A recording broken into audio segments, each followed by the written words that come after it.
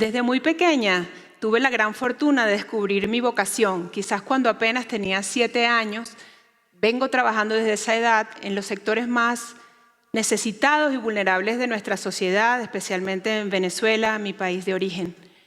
Desde esa época comencé en el mundo de las ONGs, de las organizaciones sin fines de lucro, trabajando mucho. Luego incursioné en el sector público por varios años y esta carrera me llevó finalmente a ser banquera. Yo siempre digo de los ricos. Terminé en Nueva York trabajando muchos años en la banca hasta que decidí en el año 2006 regresar a Venezuela para fundar la Banca Comunitaria, una banca, ahora de los pobres, destinada a proveer servicios financieros a todos aquellos que nunca antes habían tenido la posibilidad de tener acceso a algún producto, a algún servicio, a tener una cuenta de ahorros o un crédito. Esa foto que está allí me trae muchísimos recuerdos, porque ese señor que ven allí de camisa roja es Carlos Arias, el primer cliente de Banca Comunitaria. Carlos, igual que el 57% de los venezolanos, pertenecía al sector informal. Todos esos microempresarios que trabajan muy duramente, pero que a la vez pertenecen a una clase que no ha podido nunca lograr formalizar su empresa o hacer que todo sea desde el punto de vista legal, organizado. Pero él, sin embargo, pues luchaba duro para tener su empresita, sacarla adelante, una bodega que tenía en el sector oeste de la ciudad, en La Vega, en una comuna, como le llaman ustedes, donde junto a su familia trabajaba muy arduamente por hacerla crecer. Él tenía 2 empleados, familiares de él, pero también informales. Y bueno, no se imaginan la alegría que Carlos tenía cuando recibió ese crédito junto a su esposa y a un cuñado que le sirvió como fiador. Él, como tantos, soñaba con hacer crecer su negocio y seguir adelante. Yo aprendí muchísimo de los emprendedores, muchísimo de esos microempresarios que día a día luchaban por salir adelante con sus pequeños negocios, de su resiliencia, de su capacidad de adaptarse, de su flexibilidad ante tantas circunstancias que eran complejas y cambios muy dinámicos por los cuales ellos tenían que atravesar. Nosotros más de 7 años hicimos estudios econométricos para demostrar qué había pasado con esos microcréditos que habíamos entregado a esos microempresarios, cuál era el efecto, cuál era el impacto que ocasionaban. Y logramos redescubrir, digamos, que el 80% de esos microempresarios podían mantener a sus hijos en la escuela. El 20% de esos microempresarios eran capaces de producir 2 empleos informales, generalmente entre sus familiares. Y también descubrimos que ellos podían accesar a servicios privados de salud y mejorar las condiciones muchas veces de su vivienda. Sin embargo, algunos de esos microempresarios no podían, sino, como les decía, generar empleos informales. No eran capaces de dar condiciones formales para esos que formaban parte de sus equipos. Y en ese año 2013, 7 años luego de haber comenzado esa banca comunitaria, fui a la presentación de CAF, el Banco de Desarrollo para América Latina, donde presentaban un estudio que se llamaba Emprendimiento en América Latina, justamente en nuestra región. Asistí con mucha atención y ese estudio lo que básicamente decía era que si bien en nuestra región la gente es muy emprendedora, el 75% de esos emprendimientos eran unipersonales o microempresarios. Emprendimientos que no eran formales y que por lo tanto no eran capaces de verdaderamente generar productividad, incidir en lo que es el desarrollo económico del país. Quedaban fuera, nadie los tomaba en cuenta porque la verdad es que no incidían en la economía. Me quedé muy conmocionada pues, con lo que significaba eso, porque yo trabajaba con ellos y lo sentía muy duramente. Pero bueno, justamente en ese año 2013 me tocó y decidí hacer un posgrado, un estudio en Ámsterdam, en una escuela de liderazgo creativo, donde tenía que ingresar con un proyecto de aceleración. Yo había escuchado hablar de los Impact Hubs y estaba sumamente interesada por cómo hacer que esa red mundial llegara a Venezuela, cómo podía yo traer el Impact Hub a Caracas. Y decidí entrar en Think con esa idea, cómo desarrollo el Impact Hub en Caracas. Me debatí 6 meses con esa gran pregunta que me destruía la mente. ¿Cómo seguir generando impacto? ¿Cómo podía generar mayor impacto? ¿Seguía con un gran número de emprendedores con un impacto quizás más pequeño? ¿O me concentraba en pocos emprendedores, pero trataba de producir un impacto mucho más fuerte? Decidí finalmente abrir el Impact Hub Caracas. En el año 2014 nos encontrábamos listos para abrir sus puertas. Era un 13 de febrero la fecha que habíamos escogido para su inauguración. La noche antes, el día 12 de febrero, que celebramos el Día de la Juventud, tuvimos que suspender la inauguración. Ese día, los estudiantes habían salido a marchar, habían salido a protestar por sus derechos, como siempre lo hacían ese Día de la Juventud. Como ustedes saben, pues no había acceso a la educación, no había posibilidades de tener libre prensa, había mucha censura.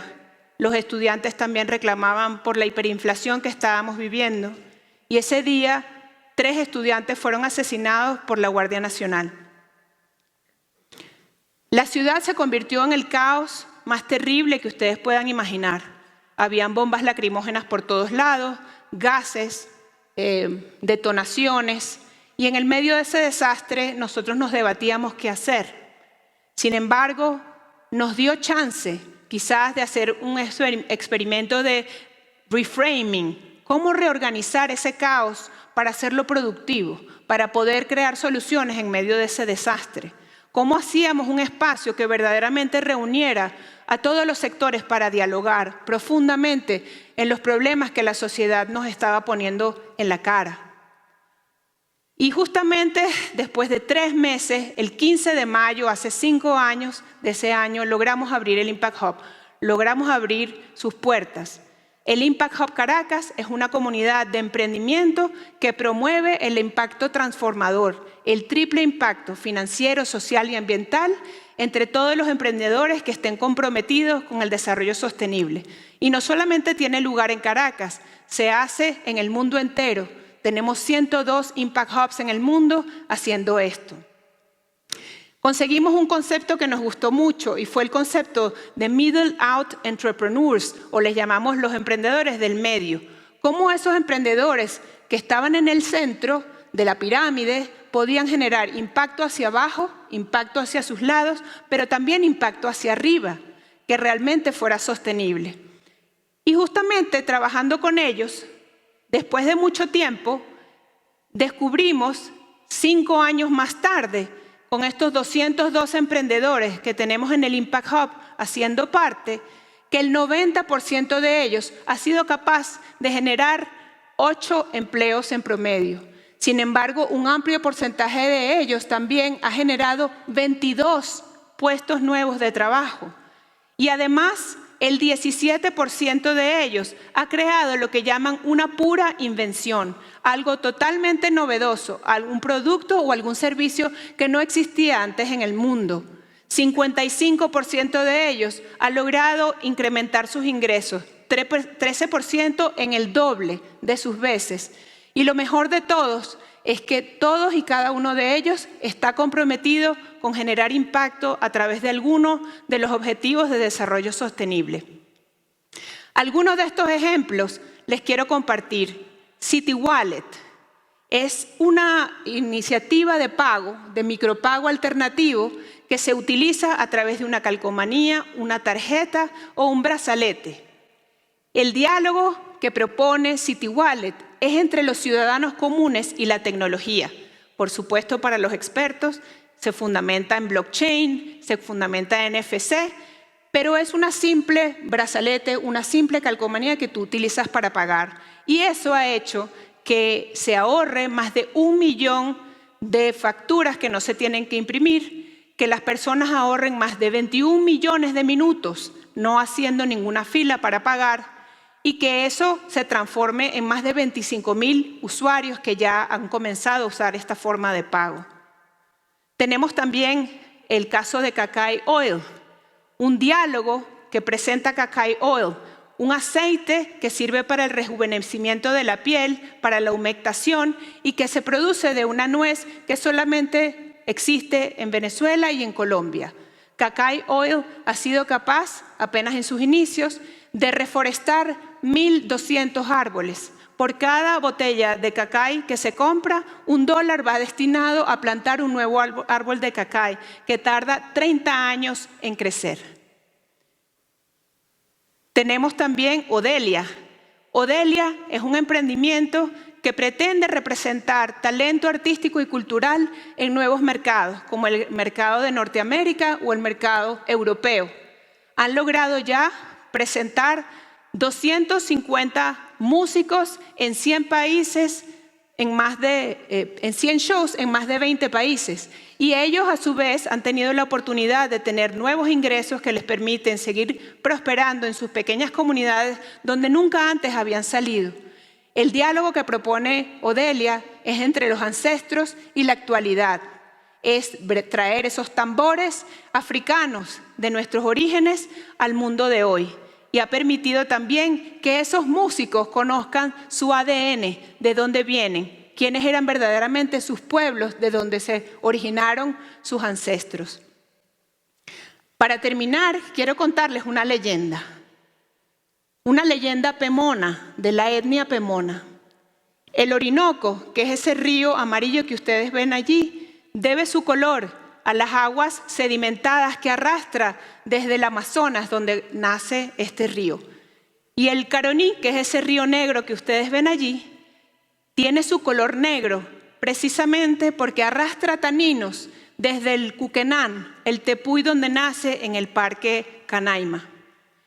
Cuenta esa leyenda que estos ríos representan dos amantes que pertenecían a tribus distintas, que se enamoraron y luchaban por estar juntos, pero que sus etnias y sus tribus diferentes no los dejaban juntarse precisamente porque no pertenecían a la misma tribu.